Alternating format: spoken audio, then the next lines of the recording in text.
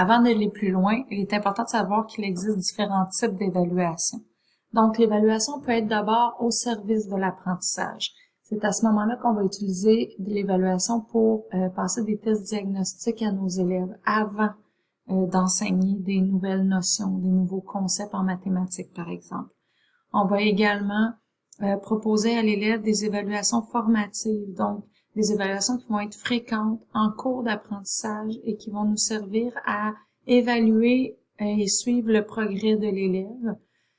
On va lui offrir des rétroactions fréquentes, des rétroactions au fur et à mesure que l'élève chemine dans son apprentissage. Donc, on est vraiment au service de l'apprentissage. L'évaluation va aider l'apprentissage à se compléter.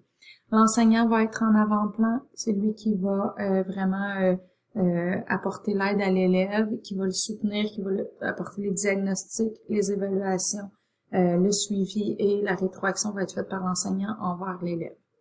Maintenant, l'évaluation peut aussi être faite en tant qu'apprentissage. Donc, ici, on va vraiment avoir comme objectif de suivre les progrès de l'élève. On va lui offrir de compléter des auto-évaluations et des co-évaluations avec ses pairs. Il va lui-même identifier ses objectifs personnels, bien sûr avec le soutien de son enseignant. Il va aussi recevoir de la rétroaction de la part de l'enseignant ou de la part de ses collègues de classe. Et tout ça va nous servir à ajuster l'approche. Donc, on peut par exemple modifier nos méthodes d'enseignement pour utiliser des méthodes d'enseignement plus efficaces. On va également apporter l'aide à l'élève selon ses besoins à ce stade-ci. Et puis, essayer de le guider de mieux en mieux pour pouvoir finalement utiliser l'évaluation de l'apprentissage. Donc, à la fin, si on veut, d'un apprentissage, on va alors offrir une évaluation qui va être plus sommative, qui va englober tout ce qu'on va avoir vu au service de l'apprentissage et en tant qu'apprentissage. Et c'est là qu'on va porter un jugement final pour voir si l'élève a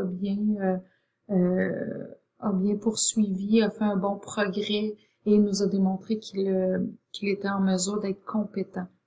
Donc ici, on a vraiment le jugement par rapport à la compétence. Et là, c'est l'enseignant qui va donner, dans le fond, le résultat final à l'élève.